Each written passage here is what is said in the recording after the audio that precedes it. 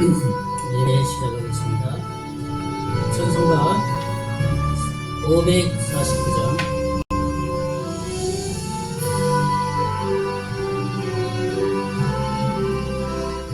찬송가 549장 찬송으로 예배 시작하겠습니다.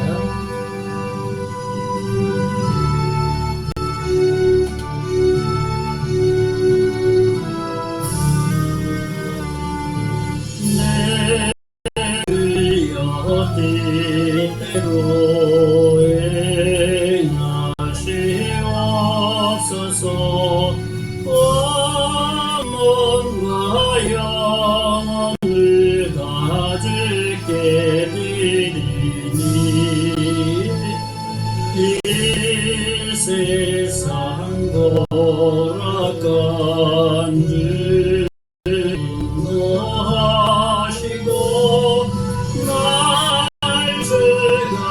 나셔서 이때로 가소서.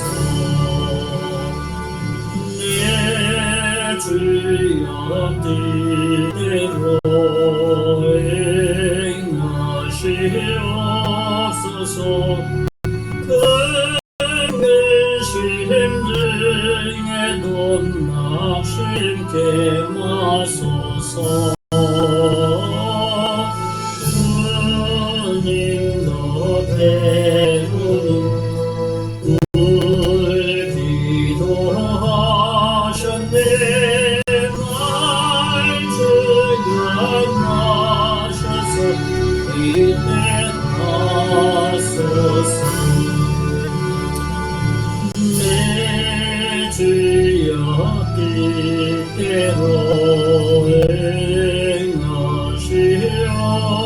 행하시옵소서. 내 모든 일들을 다 주께 맡기고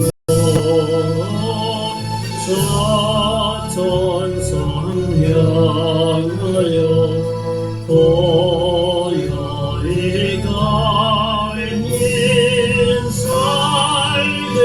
길들 이때 하소서.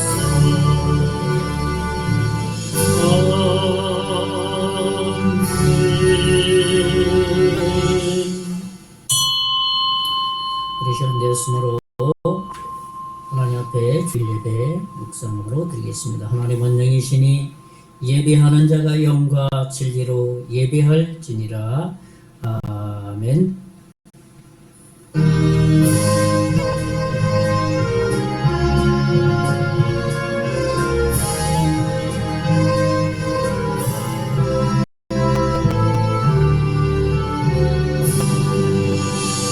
진리와 생명 되신 주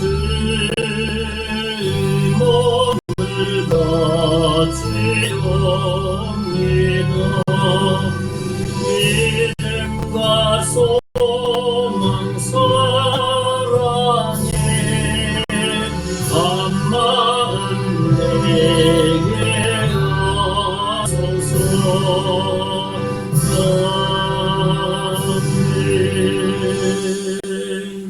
살아계신 하나님, 지난 한 주간도 지켜주신 주님을 찬양하고 감사하고 오늘 이 예배를 통해서 그 하나님께만 영광이 되고 경배하는 시간 되게 해 주시옵소서. 예수님 이름으로 기도하옵나이다. 아멘. 찬송가 9장 하늘에 가득 찬 영광의 하나님 9장 찬송입니다.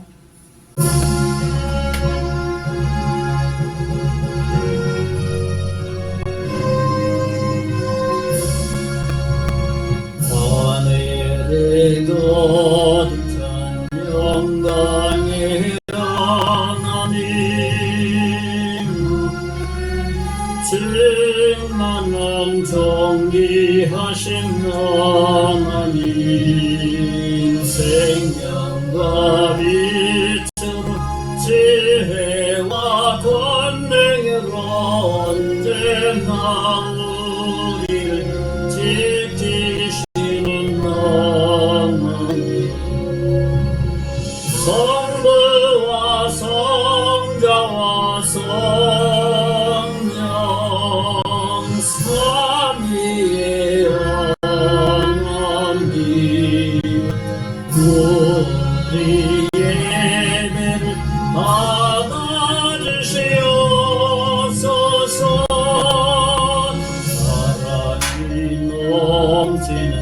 자비하신 하나님, 은혜가 풍성한 구원의 하나님, 자매의 심령의 평안을 주시옵고 죄악감을 용서하여 주소서. 찬송과 영광과 생명 구원의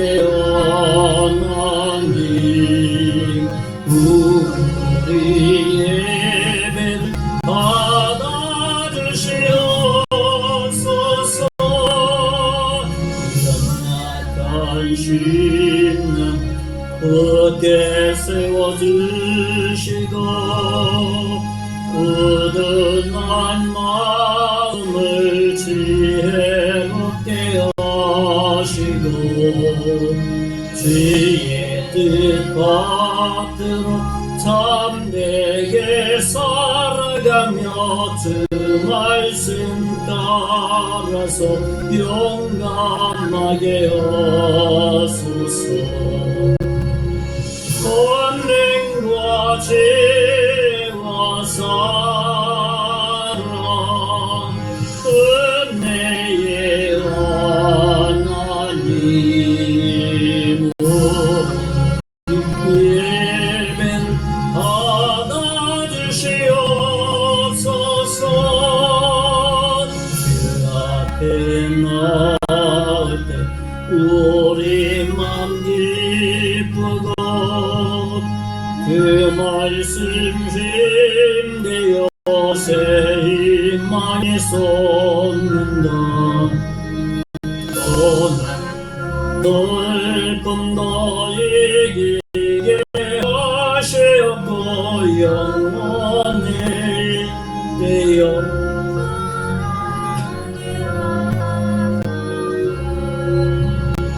우리의 자랑과 기쁨 생명의 하나님, 우리의 예배 받아주시옵소서.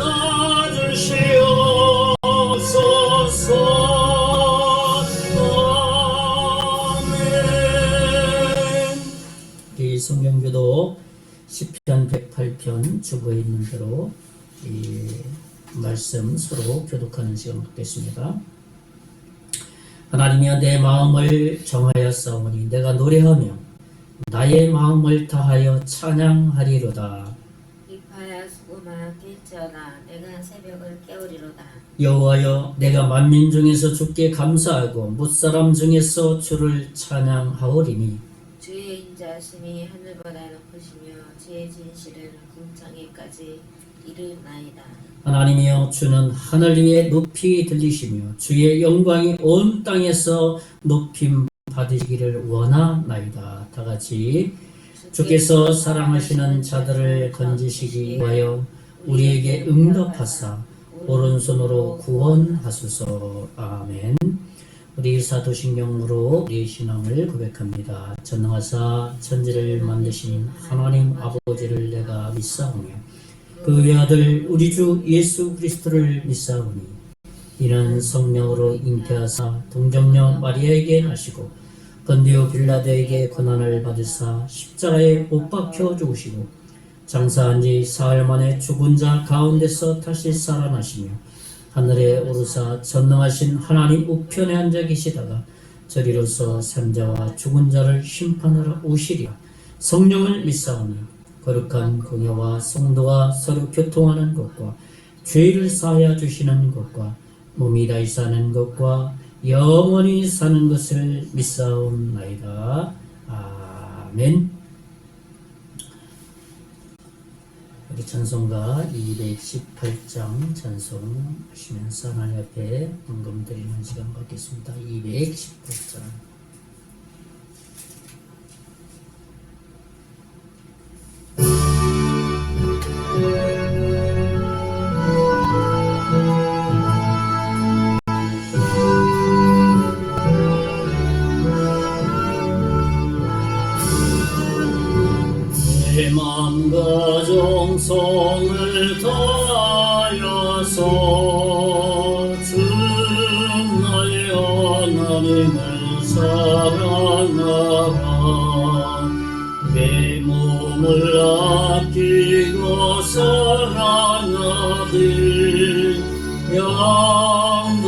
이웃을 사랑하라.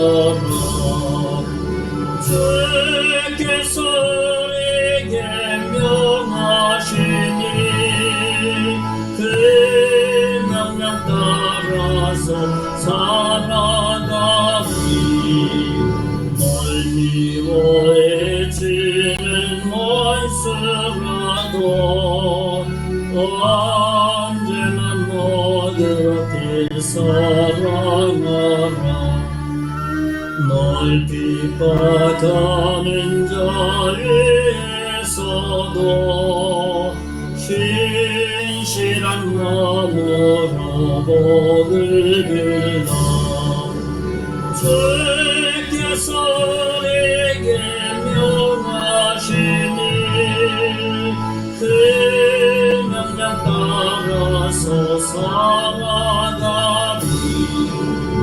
나 항상 주님을 멀리하고 형제를 사랑하지 못하였다. 이러한 죄는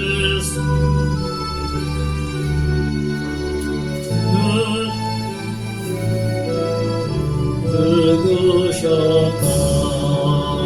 성제의 큰 사랑 하느님아, 내 생명 다 바쳐 충성하리. 아멘. 안에 병분들입니다. 범사에 주님의 은혜를 감사드립니다. 저희 가정에서 드렸고요. 또 이번 주간에도 또 몇몇 교회에서 후원하였습니다.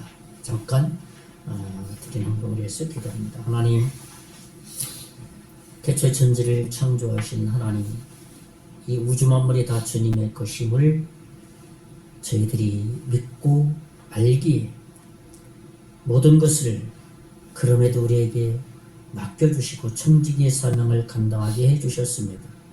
한 주간도 하나님께서 우리에게 살아갈 수 있는 터전을 주시고 힘과 에너지를 주시고 탈란트를 주셔서 모든 소득의 일부분을 우리의 감사의 마음을 실어서 드려오니 주님 흠양하여 주시고, 아버지 하나님, 이 교회가 복음을 전하는데 복음을 위해서 후원하는 교회들이 있고 교회가 잘 유지되기를 원하여서 후원하는 교회들이 있습니다. 하나님께서 복 내려주시고 하늘에 신령한 것으로 각 교회마다 담임 목사님과 선교위에 복을 내려주셔서 선교하는 교회, 복음을 전하는 교회, 영혼을 구령하는 교회로 더 부흥될 수 있도록 우리 주의 성령께서 각 교회 가운데 두 손으로 축복하시고 하나님의 놀라운 역사가 그 가운데 나타나실 것을 믿습니다. 이 힘을 사용되어 줄 때 하나님, 죽어가는 영혼들이 죽게로 돌아오는데 바르게 사용되어지게 하시고 기회가 유지되는데 올바르게 사용될 수 있도록 하나님 복 내려 주실 것을 믿습니다. 관리하는 손길 하나님께서 은혜와 지혜와 성령 충만하게 하셔서 잘 관리하게 하셔서 하나님께 칭찬받게 해 주시옵소서. 받으신 예물인 줄 믿고 감사를 드리고 살아계신 예수님 이름으로 간절히 기도하옵나이다. 아멘. 예, 우리 교회 소식 알려드리겠습니다. 주보 뒷면에 있습니다. 오늘은 성서주일이자 대강절 둘째 주간입니다. 이 예수님의 탄생을 정말 대망하는 절기죠. 구세주 탄생을 성탄절이 이제 2주 앞에 다가오고 있는데 예수님을 정말로 구원의 주님으로 준비하는 대강절 기간이 됐으면 좋겠습니다. 또 성서주일이라는 것은 복음이 선포되기를 원해서 성서를 아직까지 말씀을 듣기를 원하고 읽기를 원하고 그런데 없는 지역에 하나님의 말씀 성경을 이렇게 그 지역에 배포하기 위해서 성서주일로 지키고 있습니다. 이번 한 주간도 말씀을 사모하는 이들이 많이 생길 수 있도록 또 성서 말씀을 잘 전달될 수 있는 것이 또 많아질 수 있도록 기도했으면 좋겠습니다. 네, 이번 성탄절 25일 예배는 오전 예배를 하나님 앞에 드리고 점심은 우리 마을 어르신들을 초청해서 우리 지난해와 동일하게 식사를 대접하려고 합니다. 이에서 기도해 주시기 바라겠습니다. 우리 마을 어르신 우리 복음을 증거하는 가운데 있는데 마음의 문이 열려서 예수님을 영접하고 구원받을 수 있도록 해서 기도했으면 좋겠습니다. 우리 마을 주민 몇 분의 어르신 계속 기도하죠. 수술하신 최남선 어르신, 또 최강선 어르신 아산병원에 통원 치료하고 계시죠. 3차 항암, 폐암, 항암 치료 중에 계십니다. 우리 건강 회복을 위해서 계속 기도했으면 좋겠습니다. 임계장 사통 발달에서 우리 커피 전도는 이번 달은 20일 날 수요일에 있습니다. 금년 마지막이니까 좀 더 기도하면서 또 어떻게 해야 될지 한번 준비하는 또 전도하는 기회가 됐으면 좋겠습니다. 우리나라 민족을 위해서 계속 기도하죠. 정부와 국가, 경제, 국방, 소상공인, 외교, 또 젊은이들의 결혼 응답, 자녀들이 많이 출생될 수 있도록 위해서 계속 기도 바랍니다. 이제 카페 리모델링이 이번 주간에 마무리될 계획을 가지고 있습니다. 모든 공사가 안전하게 마무리되도록 기도했으면 좋겠습니다. 지지난주인가요? 공사하다가 우리 목사님, 유현태 목사님이 탁하에 손이 그냥 그래도 관통하는 그런 짧은 안전사고가 있었는데 감사하게도 우리 치료를 받는데 괜찮다 그렇게 보였습니다. 그래서 무슨 얘기냐 하면 안전을 위해서 더 많이 기도하라는 사인들입니다. 우리 위해서 안전하게 마무리될 수 있도록 기도를 했으면 좋겠습니다. 이번 주는 이제 마무리 작업들이 진행됩니다. 내일은 이제 몰딩 작업, 또 마트보드 전기 배선 끝나고 이제 전기 콘센트 설치, 전등 설치, 그 다음에 도배, 강화장판 이런 것으로 내부가 전체적으로 작업이 좀 완료될 계획을 가지고 진행하고 있습니다. 위에서 기도해 주시고 끝까지 수고해 주시는 목사님들 위해서 기도해 주시고 그 다음에 재정 놓고 기도했으면 좋겠습니다. 재정이 넉넉하게 채워질 수 있도록 위해서 계속 기도했으면 좋겠습니다. 이번 주 암송 구절은 주님과 교제할 하나님의 말씀은 사무엘하 7장 28절 말씀의 권위 중에서 진리의 말씀, 변하지 않는다는 것이죠. 우리 한번 같이 읽어보겠습니다. 사무엘하 7장 28절 시작. 주 여호와여 오직 주는 하나님이시며 주의 말씀들이 참되시니이다. 주께서 이 좋은 것을 주의 종에게 말씀하셨사오니. 사무엘하 7장 28절입니다. 우리 이번 한 주간도 이 말씀으로 변하지 않는 하나님을 묵상하는 그런 주간이 됐으면 좋겠습니다. 우리 찬송가 325장 찬송하고 기도하고 말씀 듣는 시간 갖겠습니다. 325장 찬송합니다.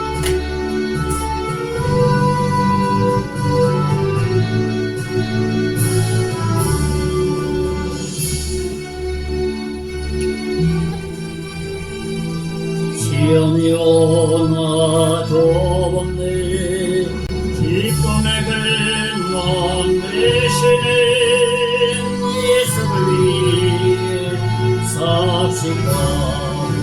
날마다 주를 섬기며 언제나 주를 기리고 그 사랑한 내 삶에서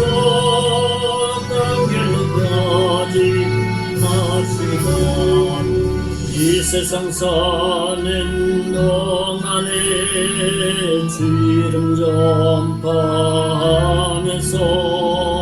무한한 만나 주시는 예수를 위해 삽시다.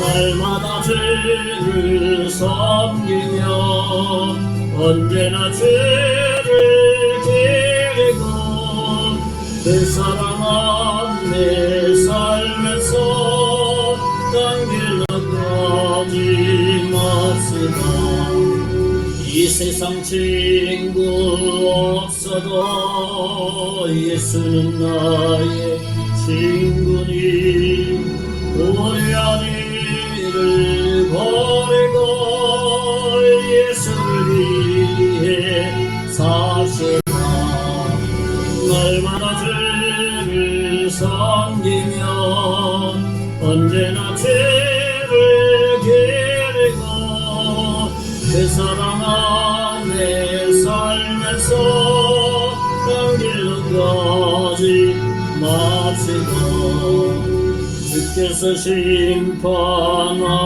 때 잘했다 칭찬하리니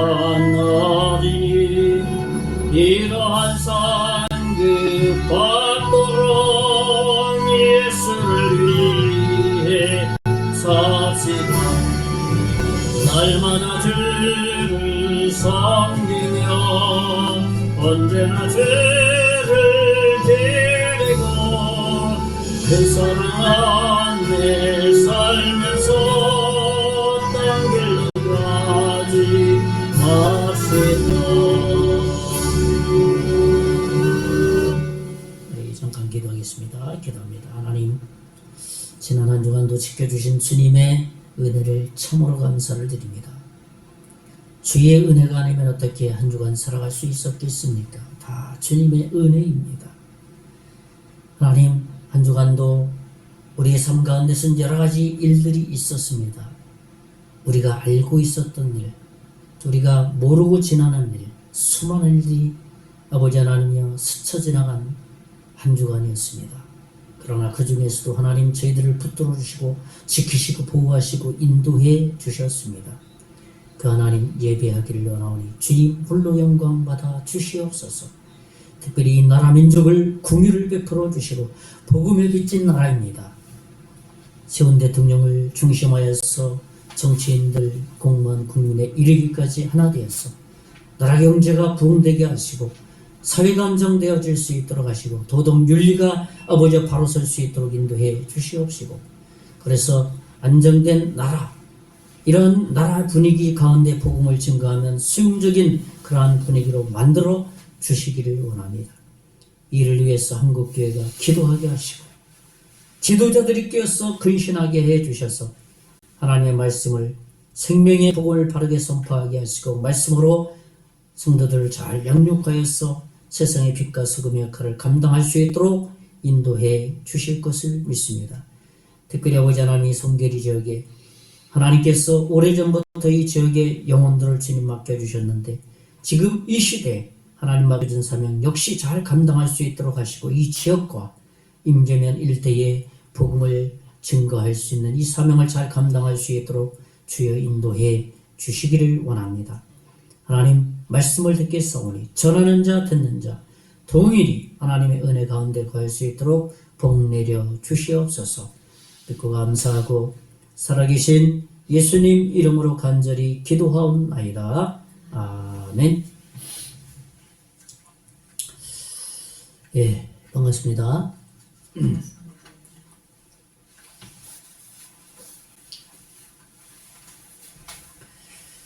벌써 금년이 이제 2주밖에 안 남았습니다.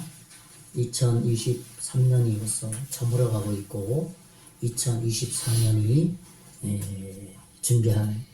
되어서 해가 천천히 뜨고 있습니다. 금년에 잘 마무리해서 하나님의 말씀을 잘 듣고 또 하나님의 은혜의 말씀을 누렸으면 좋겠다 생각을 합니다. 오늘도 하나님의 말씀이 넘쳐나는 그 놀라운 역사가 나타났으면 좋겠습니다. 이번 한 주간도 하나님의 인도하심으로 복스러운 주간이 되었으면 좋겠습니다. 오늘은 창세기 38장을 묵상하려고 합니다. 우리 지난 시간에는 37장 야곱의 족보를 통한 교훈에 대해서 말씀을 나눴죠. 첫째로는 약점들로 시작하는 족보다. 그 다음에 둘째로는 하나님의 섭리가 작용하는 족보이다 라는 말씀을 나눴고, 마지막 세 번째로는 족보를 통해서 어떤 권면과 교훈이 있다 라는 말씀을 나눴습니다. 오늘은 창세기 38장을 계속해서 이어서 말씀을 나누려고 합니다.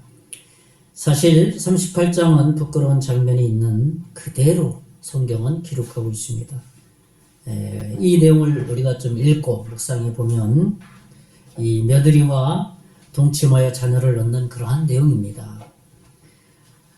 그래서 그냥 읽지 않고 넘어가고 싶은 부분이기도 합니다. 그러나 하나님은 그런 내용을 통해서 어떤 전하시려는 메시지가 있다는 것이죠.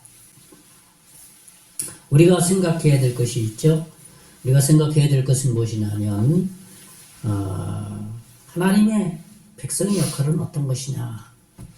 한마디로 하나님의 자녀는 어떤 사명을 가지고 있느냐. 그런 것들을 우리가 생각해야 할 수 있어야 되고요. 또 하나는 세상을 향한 하나님의 뜻은 과연 무엇인가? 이 세상을 향해서 하나님이 어떤 계획과 뜻을 가지고 있느냐 하는 그런 것이죠. 그리고 세상에서 우리 믿음의 사람들이 어떤 영향력을 끼쳐야 될 것이냐 하는 것, 이런 것들을 우리들은 늘 생각하면서 살아야 된다는 것이죠. 사실 믿음의 사람들이 많이 전도되는 것이 우리 그리스도인의 역할이라고 할 수 있습니다. 그것이 하나님의 자녀이고 하나님의 백성이라는 것이죠. 그것은 바로 창세기 12장 2, 3절에도 하나님께서 아브라함에게 약속해 주셨죠. 어떤 약속을 해주셨나요? 야, 내가 너를 하늘의 별과 같이 땅의 모래와 같이 많게 하리라. 이런 약속은 오늘 우리에게도 동일하게 적용되는 말씀이에요. 그것이 뭐냐고요? 우리가 예수 믿고 또 다른 사람을 주께로 인도하는 것, 많은 사람들을 주께로 인도하는 것, 그것이 우리가 이 세상에서 해야 될 역할이라고 말할 수 있죠. 하나님의 백성은 이렇게 보면은 많지 않은 것 같아요. 그렇죠? 그래도 한 5, 6년 전만 해도 지나가는 사람 4, 5명 중에 붙들고 한 사람 얘기하면 크리스찬이라고 말하는데, 지금은 좀 많이 좀 희석이 되지 않았나 그렇게 생각을 합니다. 그래서 우리가 하나님의 어떤 자녀로 살아가는 데 있어서는 다수보다는 소수로 살아갑니다. 그러나 가장 큰 특징은 뭐냐면 하나님의 간섭과 인도함을 받고 살아간다는 것이에요. 그러니까 하나님의 약속을 받고 하나님의 약속을 보존하면서 살아간다는 것이죠. 그리고 그 하나님의 약속을 자기 마음에만 가지고 있는 것이 아니라 세상 속에 가지고 나가서 증거하는 자로 살아간다는 것입니다. 이것이 하나님의 자녀의 역할이라는 겁니다. 신약에서도 예수님 우리에게 말씀하셨죠. 야, 너희들은 구별된 삶을 살아야 된다라고 말씀하셨죠. 더 적극적으로는 세상에 빛과 소금이 되라고 마태복음 5장 13, 16절에도 말씀하셨고, 요한복음 15장 9절, 19절에도 그런 세상에 속한 사람이 아니다. 하나님께 속한 사람이다. 그러니까 빛과 소금의 역할을 감당해야 된다라는 말씀을 하신 것이죠. 오늘 본문 창세기 38장은 그렇지 못하고 있어요. 어찌 보면은 성경 66권에서 이 창세기장에서 50장의 창세기장이 있다면 이 38장은 빼고 싶은 장이 한 장이라는 거예요. 시몬이 장자이지만 유다가 장자의 역할을 하게 됩니다. 그런데 유다가 세상으로 빠져들고 가는 내용, 그것이 오늘 38장의 내용입니다. 그래서 오늘 말씀의 제목은 구별된 하나님의 백성, 그런 말씀으로 나누려고 합니다. 그러니까 하나님 백성으로서 정체성에 대한 말씀이라고 할 수 있습니다. 오늘 말씀을 통해서 우리가 그리스도의 사람으로서 바른 역할과 삶을 어떻게 살아가야 될 것인지 우리 자신을 좀 이렇게 다시 뒤돌아보고 우리의 마음을 새롭게 하는 그런 시간이 되었으면 좋겠다 생각을 합니다. 첫째로는 하나님의 백성은 세상에 노출되어 있다는 것입니다. 주님의 백성은 세상에 동화될 위험이 항상 존재한다는 말이죠. 그러므로 세상에서 그리스도인이 살아가야 하지만 그러나 세상에 속해서는 안 된다, 그런 말씀이라 하겠습니다. 오늘 본문에 유다가 가나안에 흡수되는 것을 볼 수가 있습니다. 오늘 창세기 38장 1절 2절에 보면 제가 읽어드립니다. 그 후에 유다가 자기 형제들로부터 떠나 내려가서 아둘람 사람 시라와 가까이 하니라. 2절에 유다가 거기서 가나안 사람 수아라 하는 자의 딸을 보고 그를 데리고 동침하니 그랬습니다. 유다는 헤브론에서 아둘람이라는 곳으로 이전하게 되었습니다. 그러니까 무슨 얘기예요? 이 말은 1절에 있는 말씀을 이제 신앙의 가족을 떠나서 세상으로 갔다라는 말이에요. 그러니까 2절에 보면 수아에서 여인을 취하여서 동침하게 됐다 그러죠. 그래서 그 수아에서 얻은 자식이 세 아들을 얻게 되는데 첫째는 엘이라는 사람이고 둘째는 오난이라는 사람이고 셋째는 셀라라는 사람입니다. 이 세 아들을 얻습니다. 그리고 장자 엘을 위해서 다말을 며느리로 맞이하게 됩니다. 이 다말이라는 여인은 역시 이방인 여인이에요. 가나안 여인이었습니다. 그래서 하나님은 진노하십니다. 7절에 보면 유다의 장자 엘이 여호와가 보시기에 악함으로 여호와께서 그를 죽이신지라 그랬어요. 무슨 말입니까? 이 말씀은 아들이 성적인 범죄를 범하게 되어서 빨리 다말을 자기 며느리로 삼았다는 거예요. 성적인 범죄를 엘이 범하니까 빨리 이제 결혼을 시키는 겁니다. 유다가 약속의 후손의 자손이 이렇게 지금 세상에서 살아가고 있다는 것입니다. 그래서 하나님은 그를 죽이신 것이에요. 그래서 그 결과로 며느리 다말은 그냥 하루아침 사이에 과부가 되어버린 겁니다. 과부가. 그 당시 형사치수법이라는 법이 신명기 20장에 성문화되어 있었습니다. 무슨 말이냐 하면 형이 죽게 되면 형의 그 형수를 취해서 그 자기의 계보의 씨를 이어가야 되는 그 어떠한 형사치수법이라는 그러한 것이 성문화되어 있기 때문에 둘째 오난이 이제 어떻게 됐으면 형이 죽었으니까 그 의미를 감당해야만 했습니다. 그렇죠.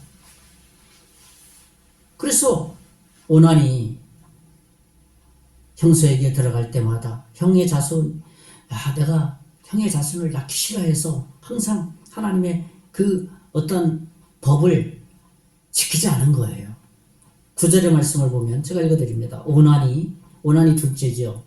첫째는 엘이 죽었죠. 오난이 그 씨가 자기 것이 되지 않은 줄을 알므로 형수에게 들어갔을 때 그 형에게 씨를 주지 아니하려고 땅에 설정하네. 그렇게 말한 거예요. 내가 형의 자식을 내가 낳게 할 수는 없다. 그러니까 오난도 어떻게 되겠어요? 하나님이 징계하시겠죠. 그리고 사실 오난도 그 하나님의 가정의 장자의 역할을 하려는 마음이 전혀 없었습니다. 그들의 아버지 유다는 세상을 향해 가고 있었고 가나안 문화에 어떻게 해요? 그대로 물들어 가고 있었습니다. 그러니까 세상에 가서 세상을 변화시키기는커녕 세상에 가서 세상의 문화와 세상의 죄를 어떻게 했습니까? 문화를 받아들여서 동화되었다는 겁니다. 이렇게 하나님의 백성은 이 세상에 항상 노출되어 있다는 것을 항상 인식하면서 살아가야만 하는 것이죠. 우리도 세상에 동화될 가능성이 몇 프로 있습니까? 100% 있는 거예요. 우리는 하나님의 백성입니다. 하나님의 백성은 다수가 아니라 소수라는 사실. 세상 사람들은 다수입니다. 그리고 세상은 화려하고 매력적입니다. 그래서 그것을 쫓아가기에는 너무너무 쉽습니다. 노출되어 있다는 것이죠. 하나님의 백성은 어떤 사람입니까? 무엇을 향해서 살아가는 겁니까? 영원한 것을 쫓아 살아가는 사람이고, 세상 사람들은 유한한 것을 쫓아 살아가는 것이에요. 그러니까 순간적이고 육신적이고 쾌락적이라는 겁니다. 순간순간에. 그리고 참 재미있는 것은 세상에는 그런 화려하고 유혹적인 것이 많기 때문에 받아들이기가 너무 쉬워요. 유혹받기가 쉽다는 것이죠. 그러기에 하나님의 백성은 항상 세상에 노출되어 있다는 것을 인식하면서 살아가야 된다는 것입니다. 그리고 세상에 잘 나가고 부자, 돈 많이 갖는 것, 요즘은 모르겠습니다. 하도 TV에 옛날엔 100만 원, 200만 원이 참 돈 많다고 생각했는데, 몇 천만 원, 몇억, 이것도 이제는 돈 많은 것 같이 생각하잖아요. 50억 클럽, 최하 10억, 20억 가지고 얘기를 하니, 우리에게 좀 동떨어진 이야기를 매일 TV 뉴스에서 듣게 됩니다. 사람들은 그런 거예요. 돈을 많이 갖는 것, 부유함, 그런 것들을 동경하게 돼 있습니다. 돈을 따라가다가 돈에 파묻혀서 그 인생이 어떻게 됩니까? 인생이 돈이 무덤이 될 수 있다는 것입니다. 조심하라는 것이죠. 고린도서 4장 18절에 보면 우리의 돌아보는 것은 보이는 것이 아니요 보이지 않는 것이니 보이는 것은 잠깐이요 보이지 않는 것은 영원함이니라 그랬어요. 우리가 바라보는 것은 영원한 것을 바라보는 사람이다. 세상은 보이지 않는 것을 볼 수가 없기 때문에 그저 순간적이고 보이는 것, 잠깐 있는 것을 바라보는 사람이다. 그러니 조심해라. 보이는 것은 화려할 수 있으니 조심하라. 실상은 성경에 보면 보이지 않는 하나님의 날은 엄청나게 화려하거든요. 비교할 수 없어요. 이 세상과. 계시록에 보면. 우리는 이런 면에서 확고부동해야 됩니다. 나는 영원한 곳을 바라보는 사람이다. 하나님의 나라는 이 땅에 비교할 수 있는 그 정도의 다이아몬드, 화려한 불빛, 그거 비교할 수 없다. 이런 면에서 우리는 확고부동해야 된다는 것이죠. 믿음이죠, 그게. 그래서 소수가 다수를 변화시킬 수 있다는 믿음과 확신을 가져야 된다는 것이죠. 여러분, 한번 우리가 잘 알고 있는 빌 게이츠 컴퓨터 황제 아닙니까? 다수의 소수잖아요. 한 사람이 세계를 컴퓨터 완전히 물들여 버렸잖아요. 빌 게이츠 모르는 사람 어디 있어요? 아프리카 그쪽에 가서 빌 게이츠 모르는 사람도 없어요. 다 알아요. 그러나 세상을 가볍게 여겨서는 안 됩니다. 우리는 좀 더 깊이 생각해 세상이 우리를 필요로 한다라는 것을 인식해야 돼요. 화려하지만 잘 살고 있는 것 같지만 그래서 세상 사람들이 그런 걸 추구하는구나. 그래서 무엇인가 우리를 필요로 하고 있구나. 영원 것을 필요로 하고 있구나. 이 올바른 시야를 가지고 영적 시야를 가지고 세상을 바라볼 줄 알아야 된다는 것입니다. 그래서 우리는 세상의 가치관에 빠져들 필요가 없는 것이지요. 우리는 이 세상 가운데 어떤 사람인지, 무엇을 하는 사람인지, 그것을 늘 생각하게 될 때 세상에 노출되어 있더라도 동화되지는 않는다는 것입니다. 도리어 세상이 우리를 동경할 수 있도록 하는 삶을 살아갈 수 있다는 것이에요. 저는 첫째로 하나님의 백성은 세상에 노출되어 있다라는 말씀을 나눴고, 두 번째로는 세상에 동화되는 원인을 알아야 한다는 것이에요.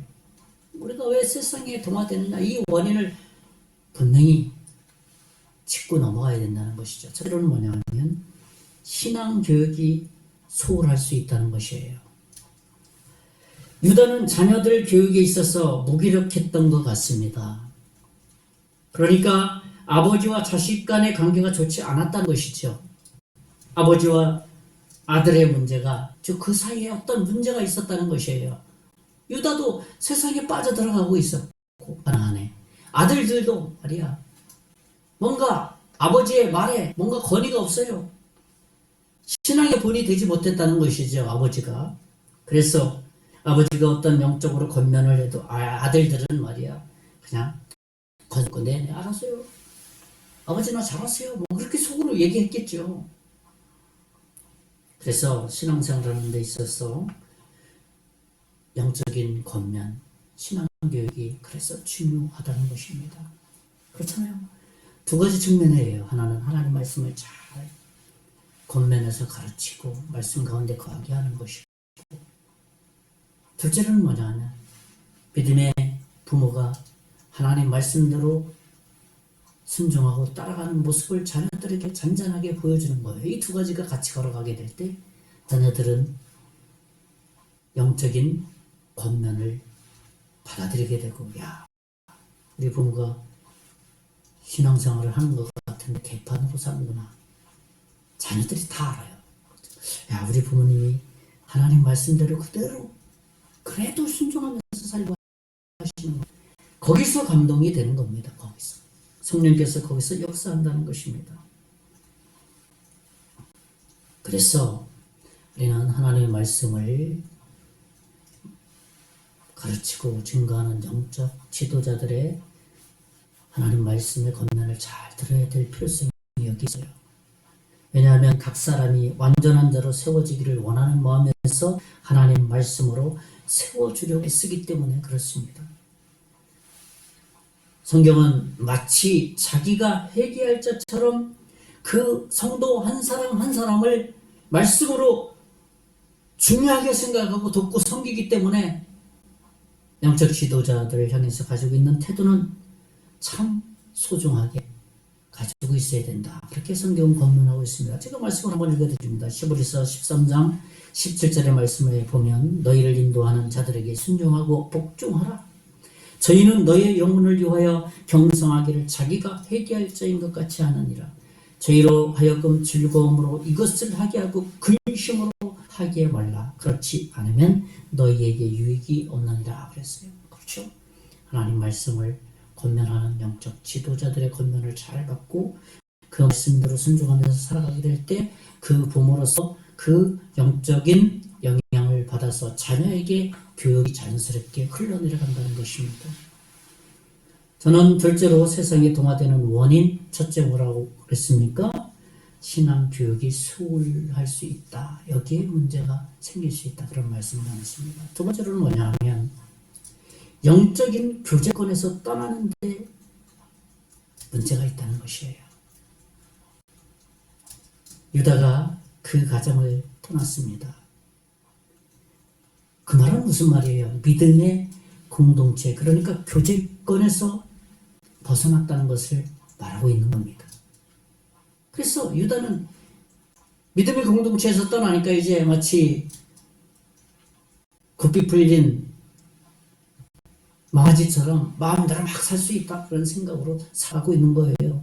그래서 가나안 문화에 쉽게 젖어들고 빠져들었습니다. 대부분 그래요. 세상에 가서 내가 세상을 변화시킬 수 있다라고 세상에 다 가서 어느 정도는 다 이렇게 믿음의 어떤 영향력을 끼치는 것 같은데 한 달, 두 달, 1년 지나고만 보면 자기도 모르게 세상 사람들 생각, 가치관하고 똑같아졌다는 것이에요. 본문 1절 제가 다시 한번 읽어드립니다. 그 후에 유다가 자기 형제들로부터 떠나 내려가서 아들람 사람 시라와 가까이 하니라. 그렇죠? 아들람 사람, 이방 사람 가까이 했다 했어요. 유다가 이렇게 신앙의 공동체를 떠나서 오히려 더 가까이 한 것은 이방 사람, 그들과 더 가까이 한 것이 문제가 생긴 겁니다. 그래서 누구와 함께 하냐 하는 것은 대단히 믿음 생활하는데 아주 중요한 요소 중에 하나입니다. 영적으로 건면해 줄 수 있는 사람과 함께 할 때 유혹으로부터 보호를 받게 되어 있어요. 그러나 내 주변에 영적으로 건면할 신앙의 동지, 신앙의 선배, 영적인 지도자 내 주변에 없다면 그냥 유혹에 빠져버린다는 겁니다. 성경은 가장 좋은 예로 초대교회를 기억하고 있습니다. 초대교회는 모이기를 힘쓴 교회 아닙니까? 그래서 영적 부흥이 일어난 교회. 각 세대마다 샘플을 든다는 이 초대교회를 항상 들고 있습니다. 우리가 잘 알고 있는 사도행전 2장 42절부터 보면 제가 42절을 읽어드립니다. 그들이 초대교회 성도들이죠. 그들이 사도의 가르침을 받아 지도자의 가르침을 받았다는 것이죠. 서로 교제하고 떡을 떼며 오로지 기도하기를 힘쓰니라 그렇게 말했습니다. 그렇죠. 여기서 오로지 힘썼다라는 말은 다음 절 계속해서 다음 절로 모두 연결되는 그러한 내용입니다. 46, 47절에 보면 날마다 마음을 같이하여 성전에 모이기를 힘쓰고 집에서 떡을 떼어 기쁨과 순전한 마음으로 음식을 먹고 하나님을 찬미하며 또 온 백성에게 칭송을 받으니 주께서 구원받는 사람을 날마다 더하게 하시니라 그랬습니다. 그러니까 초대교회 성도들은 집에서 또 예배당에서 자주 모이기를 힘썼다는 거예요. 기도하고 밥도 같이 해먹고 식사교제도 하고 서로 말씀을 나누고 이런 일에 아주 힘썼다는 것이죠. 무슨 얘기입니까? 성경의 원리대로 살았다는 겁니다. 더 정확하게는 하나님 말씀에 순종하면서 살았다는 것입니다. 그러한 교제권 가운데서 믿음이 성장하고 성숙하고 하나님을 향한 어떤 간절한 사모하는 마음이 생긴다는 것이에요. 히브리서 3장 13절에 보면 오직 오늘이라 일컫는 동안에 매일 피차 권면하여 너희 중에 누구든지 죄의 유혹으로 완고하게 되지 않도록 하라 그랬어요. 교제권 가운데 있어라. 그러면 유혹을 받지 않게 되고 유혹에 대해서 민감하게 된다. 그런 말입니다. 그런데요, 사탄은 이러한 믿음의 교제권에서 우리를 계속적으로 분리시키려고 여러 괴계를 전략을 세워서 다가옵니다. 그 방법은 멀리 있지 않아요. 사탄의 그러한 영적인 교제권에서 우리를 분리시키기 위해서 하는 그 전략은 너무나도 단순해요. 그러니까 무슨 일입니까? 무슨 얘기입니까? 사탄의 전략을 우리가 조금 파헤쳐 본다면 그런 겁니다. 갑자기 분주한 일들이 많아집니다. 친구들이 시간을 많이 내서 놀러 가자고, 동료들이 더 많아져서 시간들을 많이 내라고 요구를 합니다. 근데 또 재밌는 것은 믿음의 공동체 내에서 갑자기 미워하는 사람이 생깁니다. 그 사탄의 전략이에요. 보기 싫은 거예요. 그래서 그리고 또 가족들과 함께하는 것, 이것이 너무 많은 거예요. 가족이 중요한데 근데 너무 많은 거예요. 또 TV를 보면서 자기 마음이 외로워져요. 우울해져요. 기뻐요. 그러다 보면 TV에 또 빠지죠. 사탄의 전략은 멀리지 않습니다. 우리 주변에 늘 있어요. 이런 것들을 조심하고 이런 일들에 대해서 우선순위를 따서 관리를 잘 하게 되면 그러한 일들이 우리 가운데 평상시에 일상생활을 하면서 살아가지만 유혹에는 빠지지 않는다는 것이에요. 그러니까 시간 관리를 잘해야 하는 거예요. 우선순위에 따라서. 저는 두 번째로 세상에 동화되는 원인을 알아야 되는데, 첫째로는 뭡니까? 신앙교육이 하나님 말씀에 대한 배움이 또는 가르침이 소홀할 수 있다라는 말씀을 나눴고, 둘째로는 영적인 교제권에서 멀어지는 겁니다. 마지막 세 번째로는 뭐냐면 하나님은 은혜의 방법으로 해결하신다는 것입니다. 무슨 말입니까? 하나님이 자기 백성에게 일하시는 방법이 은혜라는 겁니다. 은혜. 이 은혜라는 말은 우리가 잘 알고 있듯이 은혜라는 말은 받을 만한 자격이 하나도 없어요. 0%예요. 그러나 하나님은 무조건적으로 우리에게 내가 너에게 구원이라는 영생을 너에게 베풀어 주겠다는 하나님의 주권적인 주도적인 호의 베푸시는 하나님의 그 마음이에요. 하나님의 일하시는 방법은 이 은혜라는 겁니다. 그래서 우리는 하나님이 은혜 베푸실 때에 그 은혜가 은혜 되도록 받아들일 수 있어야 된다는 것이에요. 그것이 거룩한 하나님의 자녀들이 따라야 할 지혜이고 능력이라는 것이죠. 그러므로 하나님의 은혜로 살아가야 되고, 그리고 또 하나님은 은혜로 일하신다는 것을 항상 마음에 간직하고 있어야 된다는 것이에요. 첫째로는 하나님의 은혜의 방법이 뭐냐 하면 경고의 메시지로 일하십니다. 하나님은 유다에게 경고하십니다. 그것은 두 아들이 죽게 되는 것이에요. 첫째 엘이 죽잖아요. 오난도 죽잖아요. 그 하나님의 경고예요.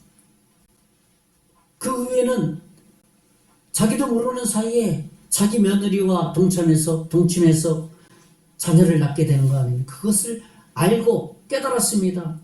그리고 가까이 하지 않았습니다. 경고는 하나님이 행하시는 사랑의 손길입니다. 유다는 이러한 사건들을 인지하고 나서 그 이후에는 자기가 물들었던 이방 땅을 떠나서 다시 고향으로 돌아오게 됩니다. 그리고 하나님은 며느리 다말을 사용하시는 것을 보게 됩니다. 다말은 자기 남편 엘이 죽었어요. 근데 엘이 죽었으니까 자기 족보를 갖고 씨를 갖고 싶은 거예요. 그래서 전략을 세웁니다. 시아버지가 딥나라는 곳에 터득한다는 소식을 들었습니다. 그래서 다말이 그곳에 가서 시아버지를 속여서 결국은 유다의 씨를 얻게 되는 것을 보게 됩니다. 오늘 본문 그 내용이 아주 적나라하게 기록되어 있어요. 그래서 이 38장은 그냥 건너뛰고 싶은 자리라고 말하는 거예요. 제가 한번 읽어드립니다. 38장 13절부터 18절까지 제가 읽어드립니다. 어떤 사람이 다말에게 말하되 내 시아버지가 자기의 양털을 깎으려고 딥나에 올라갔다 한지라. 딥나로 올라간다는 말을 지금 누구에게 말합니까? 다말에게 말하고 있는 거예요. 그가 그 가부의 의복을 벗고 노을로 얼굴을 가리고 몸을 휩싸고 딥나 길 곁에 에나임 문에 앉으니 이는 셀라가 장성함을 보았어도 자기를 그의 아내로 주지 않음을 말하였습니다. 셋째가 셀라네. 셀라가 어리니까 언제까지 기다리냐 이거예요. 그렇잖아요. 엘도 죽고, 그죠? 둘째도 죽고, 이제 셀이 너무 어려. 기다릴 가마득한 거예요. 장성했다고 해서 그러겠어요?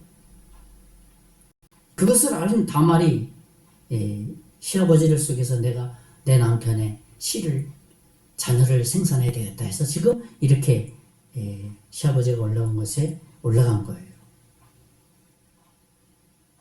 자기를 그의 아내로 주지 않음을 알았음이라. 15절에 보면 그가 얼굴을 가리었으므로 유다가 그를 보고 참녀로 여겨 16절에 길 곁으로 그에게 나아가 이르되 청하건대 나로 내게 들어가게 하라 하니 그의 며느리인 줄을 알지 못하였음이라. 그가 이르되 당신이 무엇을 주고 내게 들어오려느냐. 17절에 유다가 이르되 내가 내 떼에서 염소 새끼를 주리라. 그가 이르되 당신이 그것을 줄 때까지 담보물을 주겠느냐. 18절에 유다가 이르되 무슨 담보물을 내게 주랴. 그가 이르되 당신의 도장과 그 끈과 당신의 손에 있는 지팡이로 하라. 유다가 그것들을 그에게 주고 그에게로 들어갔더니 그가 유다로 말미암아 임신하였더라 그랬죠. 당시 시아버지를 통해서도 후계자를 얻을 수 있다는 법이 있었습니다. 공문화된 법이 있었어요. 그러니까 이 다말이 그렇게 할 수 있었던 거예요. 시아버지를 속여서 나도 계보를 이어가야 되겠다 하는 것. 그래서 그 결과 베레스가 태어납니다. 이 베레스는 다윗의 왕가의 족보가 되는 것이에요. 유다가 비록 삐딱선을 탔지만은 하나님은 이 다말을 통해서 하나님의 주도적인 구원의 역사를 이어간다는 사실입니다. 그래서 38장은 좀 부끄러운 어떠한 그 내용이기도 하지만 하나님의 그 구원의 역사가 이 38장에는 담겨져 있습니다. 이 내용이 없다면은 베레스의 구원의 이 계보는 중단이 되는 것이에요. 하나님의 놀라운 일하심이죠. 그래서 하나님의 방법은 은혜라는 겁니다. 그 첫 번째로는 무엇이요? 경고의 메시지로 일하신다는 거죠. 두 번째로는 뭐냐면 하나님은 은혜로 대하신다는 겁니다. 은혜의 방법이니까 당연히 은혜로 대하시겠죠. 하나님의 이 방법은 세월이 흘려도 세상이 변해도 그 방법은 어떻습니까? 변하지 않습니다. 그냥 하나님의 방법은 은혜예요. 은혜는 제가 서두에서도 말씀드렸지만 은혜는 무조건적으로 거저 베푸시는 하나님의 호의라고 말씀드렸습니다. 거기에는 이론과 논리적이고 합리적인 법 그런 것을 초월한다는 것이에요. 그래서 하나님의 방법이라고 명명하는 것이에요. 그 하나님 방법이야, 하나님의 은혜야 라고 말하는 겁니다. 사람이 이해할 수 없다, 논리적일 수 없다, 합리적이지는 않다. 이것이 하나님의 방법이다. 그것을 일컬어서 하나님의 은혜라고 말한다. 그것을 얘기하는 겁니다. 그래서 메시아 족보가 나오는 마태복음을 우리가 읽으면서 묵상해 보면 그런 하나님의 은혜를 발견해낼 수 있어요. 마태복음 그래서 1장 읽기가 매일 누구는 누구 낳고 42대까지 가는데 그냥 거기서 지쳐서 성경 포기하는 사람 참 많습니다. 성경 읽으라 그랬더니만 뭐 족보가 이렇게 많느냐, 이 성경은 참 어려워 그러면서 읽기도 전에 포기하는 사람 많이 있죠. 근데 이 1장에 하나님의 구원의 메시지가 다 들어있다는 것입니다. 이 족보를 보면 기생 라합이 나옵니다. 메시아 족보 속에. 루시라는 모압 여인, 이방 여인 아닙니까? 루시라는 여인. 그런데 메시아 족보에 다 들어갔어요. 무슨 얘기예요? 믿지 않는 이방인도 다 구원받을 수 있다. 여기에 다 들어있는 거예요. 이 족보 속에. 이미 이스라엘 택민 백성, 택민 사상, 메시아 대명 사상을 가지고 있는 이스라엘 백성들은 너무나도 한쪽으로 확 치우쳐져 있어요. 우리만 선택된 백성이다. 너희들은 저주받은 백성이다. 그렇게 생각해서 다른 사람을 개 취급을 합니다. 짐승 취급을 합니다. 그런 하나님이 이 족보 속에서 마태를 통해서 어떻게 해요? 야, 구약에 봐라. 메시아의 그 족보가 이 여인 누구냐? 이방인 아니냐?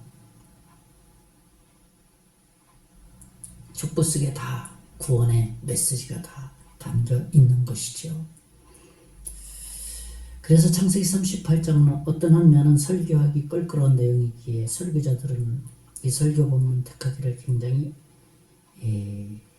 싫어합니다.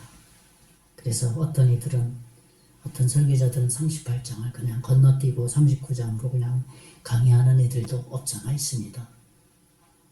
왜? 부끄러운 내용이 그냥 다 실려 있으니까요. 그러나 이런 솔직 담백한 내용을 성경은 있는 그대로 기록하고 있습니다. 이것이 하나님의 은혜다. 하나님의 은혜를 여기서 보아야 한다라는 것을 말씀하기 위해서입니다. 그래서 메시아의 족보는 죄인에게서 죄인을 부르시려고 메시아가 이 땅에 오신 것이다 라는 것을 이 족보 속에 다 그냥 품고 있는 내용입니다. 죄인을 선택해서 죄인을 통해서 메시아가 이 땅에 와서 그 죄인을 구원하러 오신 것이 성탄절에 오신 아기 예수, 그분이 메시아다. 그것을 말하고 있는 것이에요. 그래서 생명의 말씀이라고 말합니다. 성경. 그냥 검은 글씨체가 아니라 거기에 하나님의 생명이 탁 하나하나 숨결이 묻어 있어요. 그래서 하나님의 호흡과도 같아요. 인격이죠. 그래서 우리가 성경 전체를 묵상하다 보면 하나님은 자기 백성을 은혜로 대하신다는 것을 여기저기서 발견할 수 있습니다. 한 걸음 더 나가서 모든 사람을 향해서도 그렇게 대하신다는 것이에요. 단지 세상 사람들이, 죄인들이 그것을 깨닫지 못할 뿐이지요. 우리가 이런 사실을 기억해야만 합니다. 하나님의 은혜가 아니면 이 세상에서 구원받을 사람이 아무도 없다는 것을 늘 마음에 두고 있어야 됩니다. 또 우리가 살아가는데 내가 살아가는 것도 하나님의 은혜다. 그저 하나님의 은혜로 살아가는 것이다. 그것을 우리가 잘 이해하면 자랑할 수가 없어요. 주님의 은혜죠. 그냥 신앙인으로서 난 믿음 있는 사람이야 라고 허례식으로 그냥 보이게 하나님의 은혜죠. 하나님의 은혜죠. 가식으로 하는 그런 말이 아니라 정말 하나님의 은혜입니다. 그러므로 구원받은 우리는 세상의 사람들을 은혜로 대해야 하는 것이에요. 차별해서는 안 돼요. 은혜로 대해야 됩니다. 왜? 우리가 은혜로 하나님의 은혜를 입었고 구원을 받은 하나님의 자녀이기 때문에 그렇습니다. 그래서 우리가 속한 가정, 자녀, 이웃, 친구, 주변의 모든 지인들, 하나님의 은혜의 관점에서 볼 수 있어야 된다는 겁니다. 다른 말로 복음의 시야로 사람을 대해야 된다는 것이죠.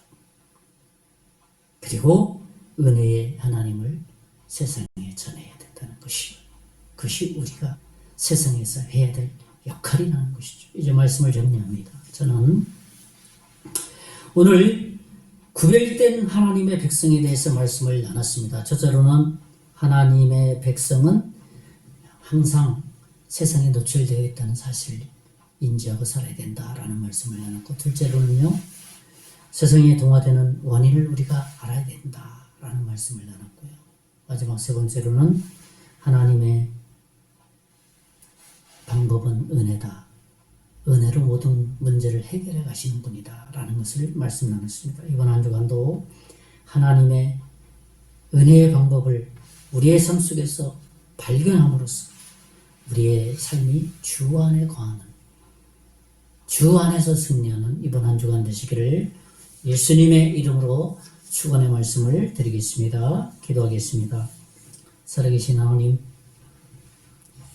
우리는 하나님의 은혜로 구별된 하나님의 자녀이고 백성입니다. 이 세상에서도 구별된 삶을 살아가게 하시고 빚진 자로서 복음을 증거하는 하나님의 은혜의 방법을 받은 자로서 은혜로 모든 사람을 대하는 그러한 삶 살게 해 주시옵소서. 믿고 감사하고 살아계신 예수님 이름으로 기도하옵나이다. 아멘. 예, 우리 찬송가 445장 찬송하고 오늘 주일 예배 보도 마치겠습니다. 445장 찬송입니다.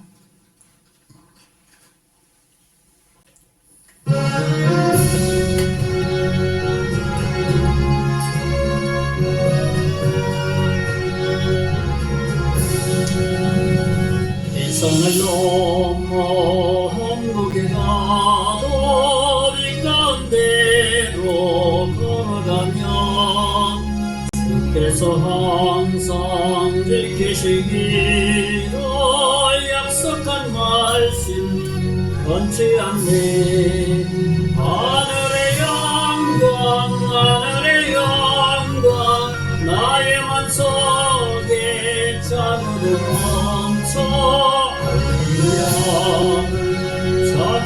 불러 영원히 주를 찬양하리. 영원 밤에 다닐지라도 주께서 나의 길 되시고 나에게 밝은 빛이 되시니 길 잃어버릴 염려 없네. 하늘의 영광 나의 맘속에 자고로 넘쳐 할렐루야를 힘차게 불러 영원히 주를 찬양하리. 광명한 길이 마음에 받아 찬란한 천국 바라보고 할렐루야를 힘차게 불러 날마다 빛에 걸어가리. 하늘의 영광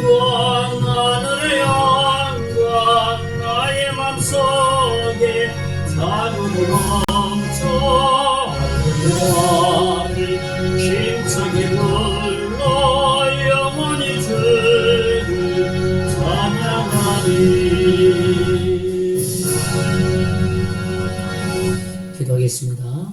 이제는 우리 주 예수 그리스도의 은혜와 하나님의 극진하신 사랑과 성령님의 감화 감동 역사 위로 충만하시니 오늘 구별된 하나님의 자녀로 살아가기를 원하는 사랑하는 모든 성도와 앞으로 예수 믿고 구원받을 하나님의 자녀와 그 가정과 사역이 이제로부터 영원토록 함께 계실지어다.